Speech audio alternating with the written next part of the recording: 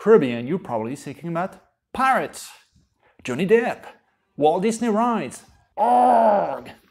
But did you know that there were female pirates, black pirates, gay pirates, and that most importantly pirates were in essence freedom fighters pushing back against the tyranny of the times? This and more as we study the history of the 17th century Caribbean. Don't know much about history, don't know much biology. In a previous video, we studied the motives for the European exploration of the Caribbean, and these were the three G's: gold, God, and glory. Of these, gold always came first. The idea was to import bullion or tropical crops from the Caribbean and make as much money as possible. Today, the dominant economic theory is free trade, the notion that nations can trade with whoever they want freely. Back in the 18th century or 17th or 15th century, however, the dominant notion was mercantilism. Restrict trade from your colonies to any other nation, and also to make as much money as you could by trading with that colony. In essence, pushing them into an economic model where they would only import manufactured products from the mother country while producing minerals and tropical crops. But trade with any other nation would be strictly forbidden. These were your colonies, or in a way that a 2-year-old could understand, mine. This is what led Spain and Portugal to sign a treaty known as the Treaty of Tordesillas in 1494. This treaty was backed by the Pope and in essence divided the world of the colonies in two. There would be a line crossing the Atlantic from north to south. West of that line, mostly the Americas, Spain would be dominant. East of that line, which would encompass places like Brazil, most of Africa, and then access to India, Portugal would be dominant. This was pretty tricky to do for Spain and Portugal in 1494. Both of these countries were pretty minor compared with, say, France or England, the dominant powers in Europe. And this was just 1494, just a couple years after the first voyage of Christopher Columbus to the Caribbean, at a time when the Portuguese had just begun exploring the coast of Africa. So most of the territory that they already claimed they had not even discovered. The other countries of Europe were not consulted, so the French king complained that somehow Spain and Portugal and the Pope were riding Adam's will. And of course, the people that were not consulted would be the Native Americans of the Americas and all the Africans as well. However controversial, the Treaty of Tordesillas was the basis for the Spanish control of the Americas for the next few hundred years. It was the basis also of their economic system, known as the flota, based on mercantilist principles.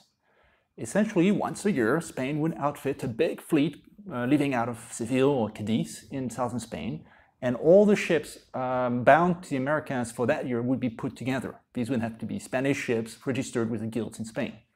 Those ships, the flota, would sail all the way to the northern coast of South America, the mainland, and then split. Some of it would go to Veracruz and Mexico, others would go to Panama and then get some goods on mules to cross Panama, and then another fleet would get to Lima and Peru. There they would trade everything that they wanted to trade that year, and if you like to shop, that was your one opportunity. Buy all the goods from Europe, like say a steel blade from Toledo.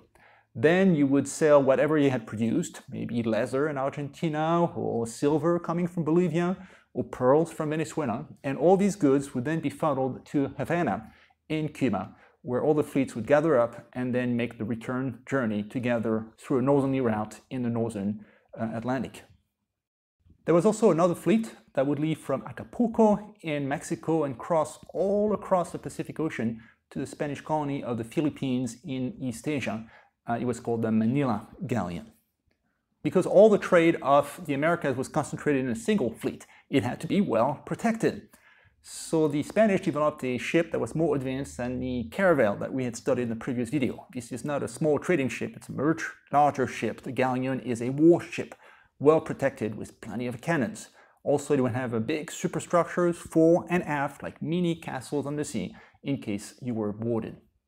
Think of them as medieval castles. One of the more famous galleons from the Spanish fleet was the one that made the run from Acapulco to Manila. I think it was called Nuestra Señora de la Concepción, which is a good Catholic name, except that the crew preferred to have another name for it. The nickname was Cacafuego, which means shit fire or something of that nature. Supposedly it was an endearing nickname referring to the firepower of that ship.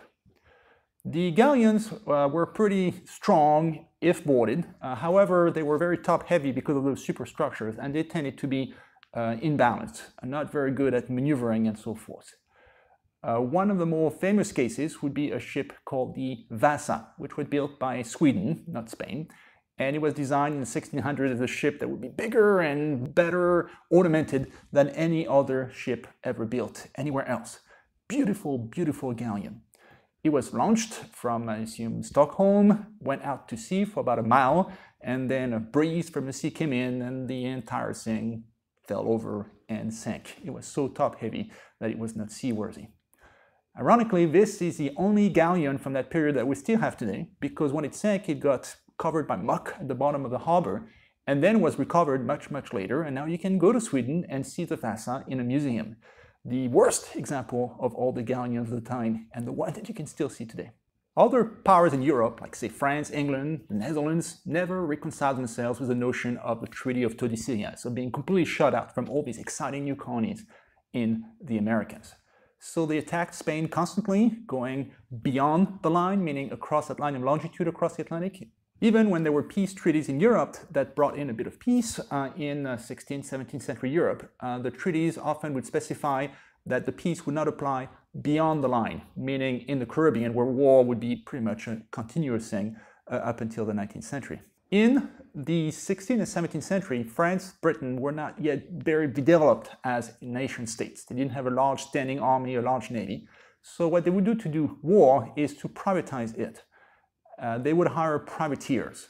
Privateer is like a businessman who has his own ship or ships, and they're allowed to arm them with cannons and so forth, and go out and fight against the enemy, Spain.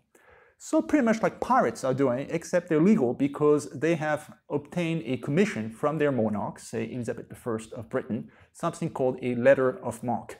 That letter would tell you it's okay to do war on your own as a private individual as long as you attack my enemy, let's say Spain, and don't forget to give me a commission of 10 or 20% of whatever loot you might get. And that made piracy legal. Some of the earliest privateers were French, like myself. They lived in the island of La Tortue, which is just north of Haiti today. When they came at first, it was not for piracy or privateering. They came as hunters. The island of Hispaniola had been largely devastated by the Spanish earlier on. The population of the Caribbean had been wiped out, and the Spanish had moved on to greener pastures in Mexico and Peru. And so with all the cattle introduced through the Columbian Exchange, wild game had just run amok throughout the colony. And so the French would come in mostly to hunt, and then they would smoke the meat on an open pit, which is called locally in French Creole a boucan, and making some kind of beef jerky that they would then sell to passing ships in the area. So those people were known as a boucanier, which in English became buccaneer. After a few years in the Caribbean, these buccaneers figured out, well, we're young men, we're good shots, we have muskets, and we see all these richly laden galleons passing by. Maybe instead of selling them stuff, maybe we could just attack them and take the gold from the get-go. And that's how those buccaneers switched from masters of French cuisine to high seas robbery. The Dutch also jumped in on the action. Nowadays, the Netherlands are a fairly small country in Europe, and in 1600 this was their heyday as a nation. They were a republic of various provinces that were united and very, very good at capitalism. They had one of the first functioning stock markets, good banks, easy access to capital, and they would create chartered companies like the West India Company or the East India Company in order to go and trade, or maybe do contraband, or maybe do outright privateering. For that reason, not only did they do privateering, but they did it on a larger scale, not just one little ship that might attack one isolated Spanish galleon or just one town, but fleets of maybe 5, 10, or 15 ships that could take on larger targets. The most famous of these privateers was a man called Piet Hein, H-E-Y-N, who in 1628 decided to attack the holy grail of the privateering era, the Spanish flota, the annual fleet, as it was gathering up in Havana for the return trip home, loaded with all the wealth of the New World, all the gold and the silver and whatever else was produced in all of the Americas during 1 year. That admiral was successful. He managed to chase the Spanish fleet that got stranded somewhere on a shore with the cannons pointed in the wrong direction, and most of the fleet was captured in that way. And Peter Heine was able to bring a massive loot back to Amsterdam and pay a very nice dividend to all the stockholders of the West India Company. Sometimes investing in privateering and piracy, legal piracy, could be quite profitable. The most famous of all the privateers was British. His name was Francis Drake. He began his career pre-law, as was the case with many privateers. Initially, he's more of a smuggler trying to sell goods illegally into Spanish colonies, breaking the mercantilist system. And among those goods would be African slaves that he tragically imported from the African continent. After doing some of that, he of course got caught by the Spanish. One of his fleets was pretty much destroyed at San Juan de Ulua next to Mexico, and he got very mad at the Spanish. So it became a matter of personal revenge for him to attack the Spanish, not just to make money, but to defend his good name.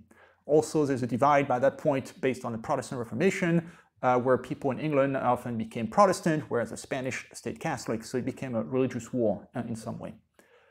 His most famous action was to go down the Atlantic across Cape Horn, and that passage is also known as Drake's Passage ever since, into the Pacific to attack the Spanish galleon going from Acapulco to Manila, which was richly loaded, but it was so far away from Europe in the middle of the Pacific that the Spanish figured nobody would ever sail that far to capture it. Well, Francis Drake did, with his ship, the Golden Hind, and there was a famous battle with the Cacafuego shipfire, which he captured. Then he came back the other way, west across the Indian Ocean, around the coast of Africa, and back to England, making him the first Englishman to circumnavigate the world. So what he's doing is pretty much piracy, except he's doing it for the Queen of England, brought a lot of money for Elizabeth I as part of a share of the loot, and that made him very popular. Later he became Sir Francis Drake. He was a noble, even put in charge of part of the British Navy in 1588, when the Spanish, very, very annoyed that the British kept attacking their commerce in the Caribbean, decided to attack England altogether and put together what was known as the Great Armada, or the Invincible Armada, a huge fleet of galleons to try to invade England and stop privateering at its source. That famous invasion failed in 1588, in part because Sir Francis Drake and other British captains were able to outmaneuver the ponderous galleons of the Spanish Navy. Most of them had to come back to Spain the long way by going all around Scotland in the north, and the process got caught in storms and sank. That's what made Francis Drake one of the great sailors of all times in British history. Slave trader, smuggler, privateer, noble, admiral, savior of Britain. The story of Francis Drake tells us something about the notion of morality and legality in the 17th century Caribbean, which was pretty porous. If you are trading goods in the Spanish Caribbean and maybe attacking some Spanish galleons, you might be a pirate, you might be a smuggler. But if you're very good at it, then you become a noble and you become a hero. With the defeat of the Spanish Armada in 1588, it became clear that the galleons were not very good to fight. And so another type of ship appeared, first called the fast galleon, and eventually turned into something called the ship of the line, and I have an example of it behind me. Notice first that they're quite large, 2 full decks of cannons, sometimes more on the main deck as well. And these will be designed more as floating platforms for guns. Notice how they don't have those ponderous superstructures fore and aft, so that makes them less top-heavy, so more maneuverable. They are more designed to fight an artillery duel at a distance, especially broadsides. And the main battles became artillery duels between fleets of ships of the line. Each navy would have several of them. You would align them in a line of battle with all the broadsides from one side firing at the enemy fleet as it passed by in its own line of battle. Any ship that was large enough and powerful enough to be a part of the line of battle became known as a ship of the line. There were other ships that were smaller, usually just one single deck of guns. They might be known as frigates, for example. They were not powerful enough to be in the line of battle, but they could be useful to carry messages or maybe attack isolated stragglers from the enemy fleet. For that reason, if you're a captain of one of his frigates, like say, I don't know, Russell Crowe in the movie Master and Commander, you'd be in a sense a bit like the privateers and the pirates. You would be attacking, harassing enemy commerce, and you would get a share of the loot as prize money, as it was called. But even though you were doing exactly what the pirates were doing, this was perfectly legal, because in that case a ship of the line or a frigate would be a part of the official navy of Britain and France as it developed into a permanent force in the 17th century and the 18th century. Those ships of the line became the mainstay of all the various navies up until the advent of steamship power in the 19th century. A few of these ships have survived. The model I have behind me is of a French ship of the era of the French Revolution. But if you go to Britain in Portsmouth, you can see the HMS Victory, the flagship of Admiral Nelson at the Battle of Trafalgar. This one has survived. But that ship was employed to kill French people at the Battle of Trafalgar, so we'll just ignore that part. Another ship that has survived is the USS Constitution. It is still right outside of Boston today, and it's seaworthy. In fact, it's still commissioned by the US Navy. It's the oldest warship in the world, still in sailing condition. Though it was used in large part during the quasi-war with France to attack French ships in the Caribbean, so we'll put that ship aside as well. Because of all the exactions, and the smugglers, and the pirates, and the privateers, the Spanish were in trouble. In the 1500s, this had been the century of Spain. The 1600s had been more the century of the Dutch. By the 1700s, you got into the century of France and Britain. This was reflected in the Caribbean, where it used to be a Spanish lake, where every territory was controlled by Spain per the Treaty of Tordesillas. But as the 1600s progressed, you had more and more territories controlled by other powers. The Dutch, for example, took over tiny islands like Aruba, Curaçao, Bonaire, St. Eustatius, Saba, and a bunch of other small spots as well, many of which are still Dutch to the present time. They're not big, so they were not big producers of sugar or coffee or other products, but they were great because they were positioned next to Spanish colonies, so you could use them as a place from which to smuggle goods into Spanish colonies or harass them through privateering. Trade emporiums, privateers' nests, that's what they were. The French also came in. They captured places like Guadeloupe, which is the island where I'm come from, and Martinique in the Lesser Antilles. That would be around the 1630s or 40s, if my memory serves me right. And then later on in the 1680s and 90s, they established a presence in the western third of Hispaniola, an island that they eventually renamed Saint-Domingue for the French part, which we call Haiti today. And all these early buccaneers that we talked about a minute ago became sugar planters and so forth, and that eventually in the 18th century became the single most profitable colony in the French Empire, a leading producer of sugarcane and coffee, and the site of the Haitian Revolution. We'll have a whole video about that. As for the British, Oliver Cromwell, who was a dictator for a while in the 1600s, had a big plan. He called that the Western Design, to conquer a good chunk of the Caribbean in the 1650s. The Western Design largely failed, in part because of yellow fever, which seems to pop up a lot in the history of the Caribbean. But it did manage to capture Jamaica in 1659, which became for Britain what Haiti was to the French, the leading producer of sugarcane and coffee, and their prized jewel in the Americas. The British also took over some smaller islands in the Lesser Antilles, places like, say, Barbados. So by the 17th century, the Caribbean became more of a patchwork, mostly Spanish, especially the mainland, but also some islands that were Dutch, British, or French. So what do you think the British and the French did do when they acquired colonies of their own? Did they establish free trade and allow all the other nations to come in and sell goods to their colonies? No. Mine. Remember the 2-year-old rule? It's mine.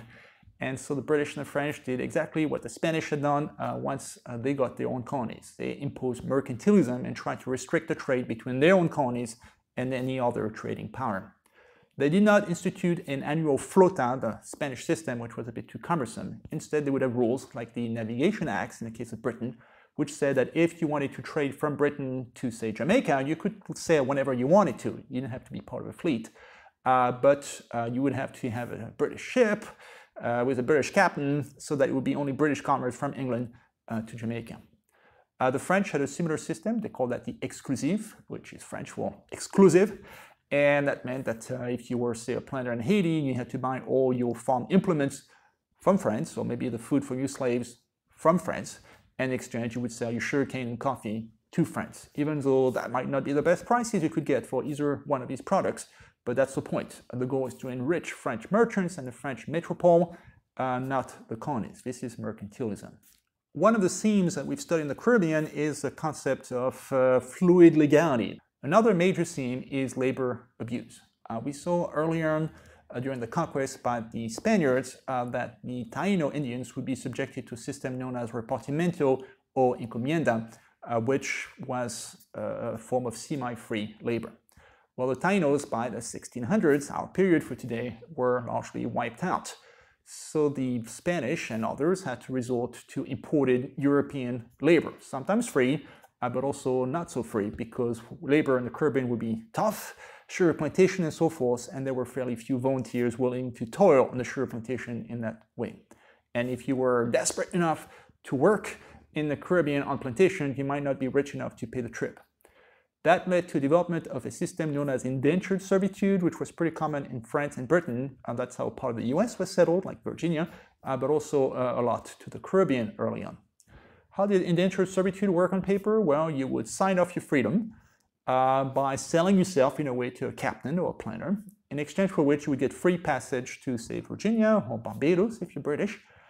And in exchange for that, you would have to pay off the debt over a period of 2, 3, 5, 6, 7 years, whatever the term of the contract would be. During that period, you would be a quasi-slave. You could not run away and you had to work for free, because after your term was up, say 5 years, then you would get your full freedom. You would get also your freedom dues, which was some land, some sugar, something to establish yourself as an independent farmer. And then after that momentary quasi-slavery, then you would be a free laborer again. That is at least how it was supposed to function on paper. In practice, there were quite a few shenanigans. You might be in Bristol and some nice captain who would offer you a drink at the tavern, and another drink, and another drink. Greatest night of your life until you woke up the next day and you were in a strange looking room and everything was rocking and rolling around you, and you said, boy, I have the worst hangover ever, until you realize, well, I'm actually at sea. I signed away my freedom during a night of carousing, and some captain is taking me away to Barbados to be sold. Being kidnapped in that matter was common enough that people spoke of being barbadoed or shanghaied for a later period. Another thing that might happen is that a corrupt judge in Bristol might get some bribe from a captain saying, well, I really need 100 indentured servants, I'm sailing off tomorrow. So can't you sentence people to indentured servitude? And you could, legally. So at that point, as a judge, you just round up all the people that you have in the town, the petty thieves and so forth, and then you sentence them to penal servitude, a 5-year term as indentured servants, say in Barbados. Later, Australia was used for that purpose. The French had similar systems. They called them filles du roi or casquette girls. Oftentimes they were women, either petty criminals, like say prostitutes rounded up in the streets of Paris, or just poor orphan girls that were in convents and various orphanages run by the king. There was always a shortage of women in the Caribbean or in Louisiana, because mostly males went there, soldiers, sailors, pirates, you name it.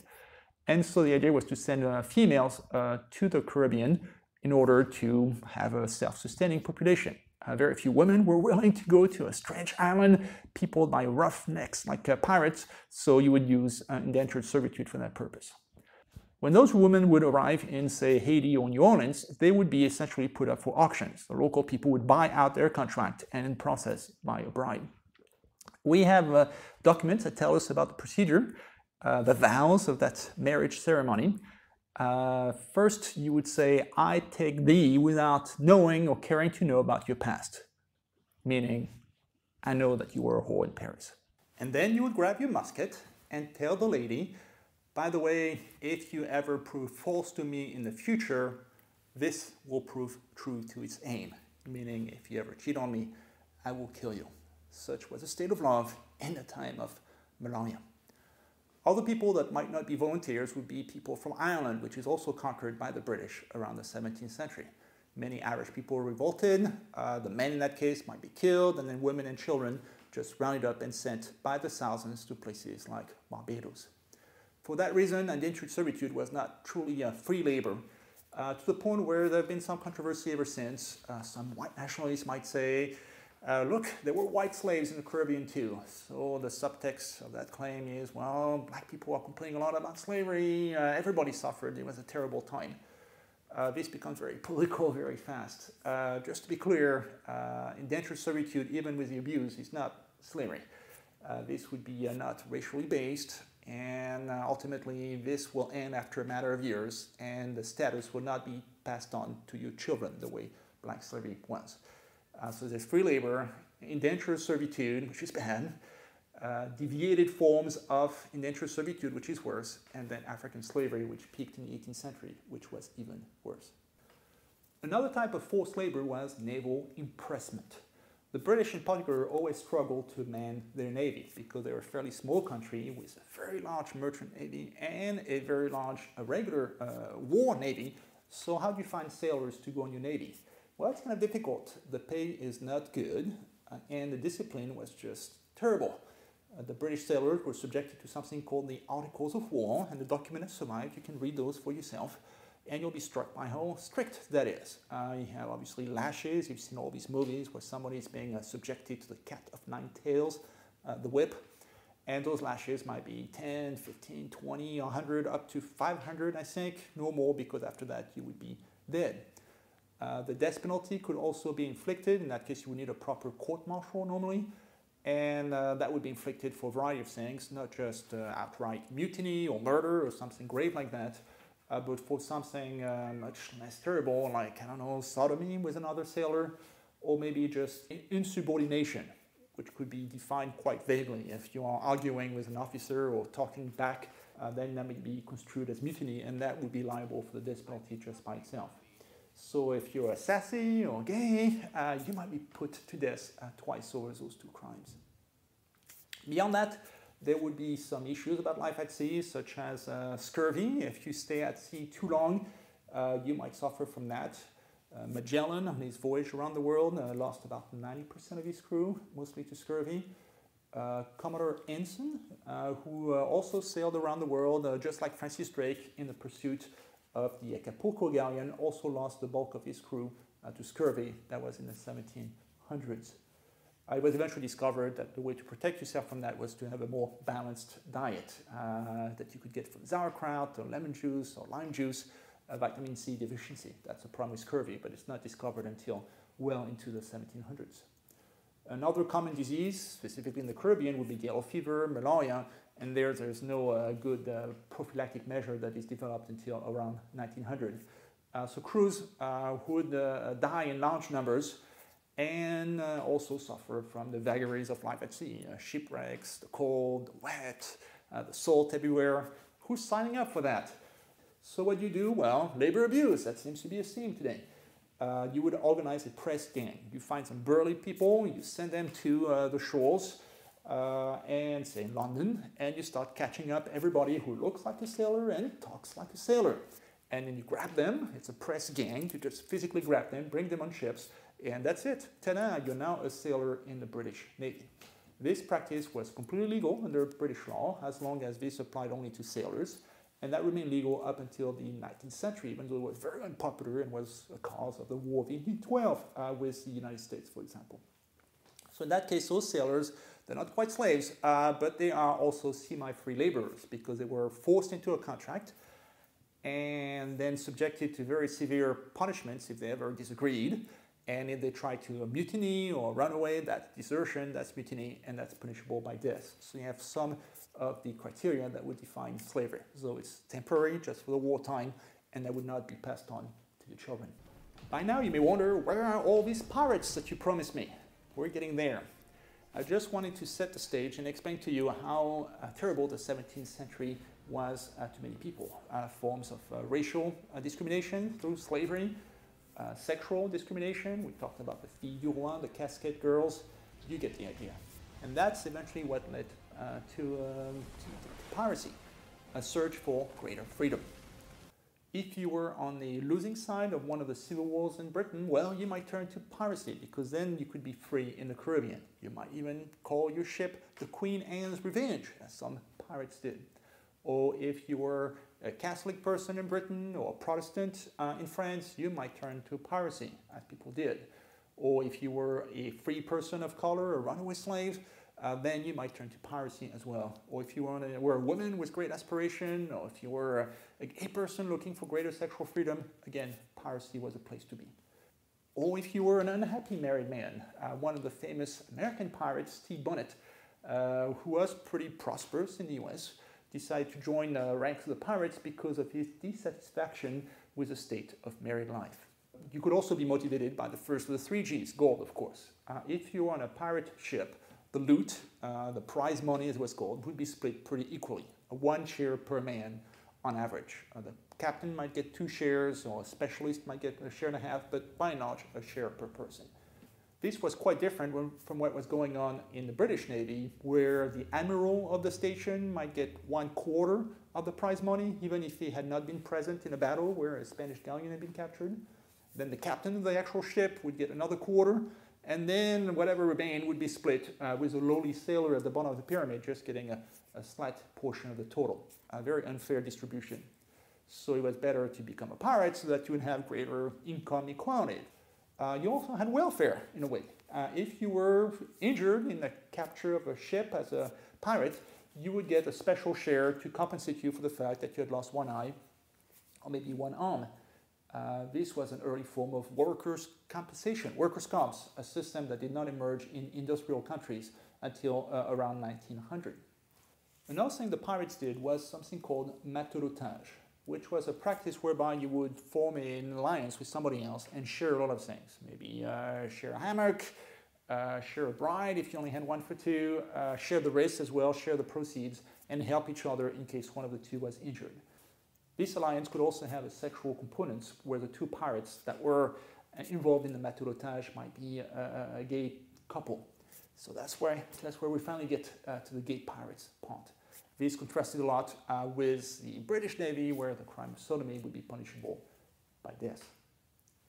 Another way in which ships of the pirates were more like floating democracies, by contrast with the floating prisons of the British Navy, would be the way in which they selected a captain. A British captain in the official British Navy was selected by the Admiralty, and that's it. That was your captain. You didn't have much choice in that regard. On the other hand, as a pirate, you would get to vote for your captain. You would even draft some kind of constitution on how the ship would be ruled, as opposed to the articles of war that were passed by Parliament in Britain, by the aristocracy, and then enforced upon all the sailors. You might even take referendums, plebiscites, before a big battle. Are we going to attack that ship or that town? What are we going to do? The sailors would be consulted, which obviously never happened on a ship of the official British Navy. So that's in many ways what led the pirates. It's not just a search for loot, they're not just robbers. In a way, they would be freedom fighters. I don't want to romanticize piracy too much. These were after all thieves who would capture ships and take people hostage.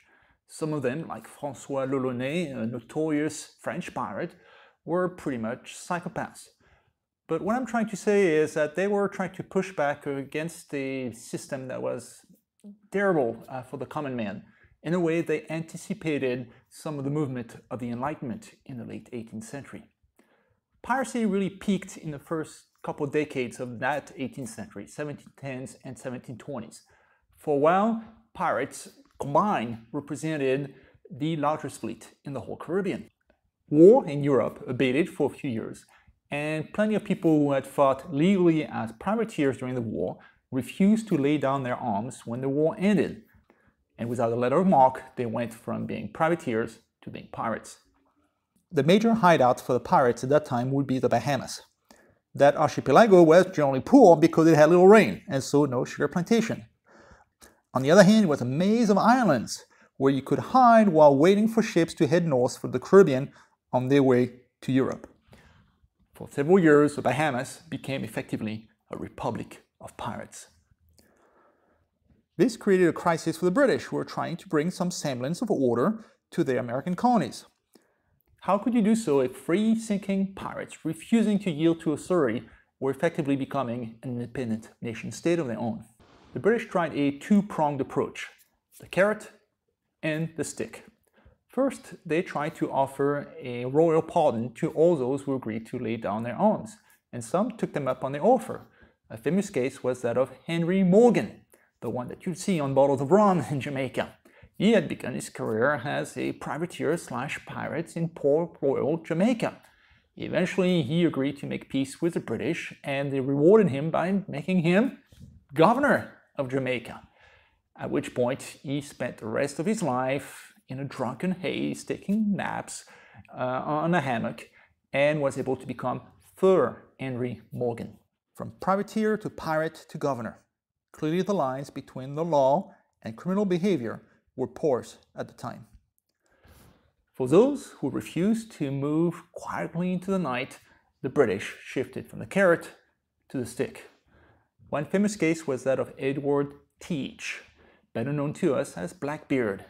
He came from Bristol, England, and for a while he accepted the royal pardon and retired from piracy, until, that is, he was drawn back to the lifestyle. He broke his promise, resorted to piracy again, and was chased down mercilessly all along the coast of Virginia.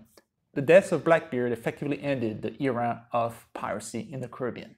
Sure, there were still some privateers all the way into the 19th century. The most famous of them was Jean Lafitte, who is very popular as a folk hero here in southwest Louisiana. But never again were the pirates combined in the Caribbean able to mount a fleet that could threaten the existence of other nation-states. Just a quick note though, we still have pirates today. Not so much in the Caribbean, but in places of Somalia, or maybe in Southeast Asia by the Straits of Malacca. That is, until Tom Hanks shows up and saves the day. Shane had dead astern. Jesus Christ. Jack out. Chief, we're gonna need the hoses. So what do you think of pirates? Criminals? Madmen? Murderer? Thieves? Or are they freedom fighters fighting for the rights of men and women? Let me know in the comments section. But I don't want to be a pirate! In the meantime, do not forget to celebrate the annual Talk Like a Pirate Day. It falls on September 19th. Org! Yo-ho, a pirate's life for me. We build, we plunder, we rifle and loot, bring up behind, yo-ho. We sting up the dragons and don't give a hoot.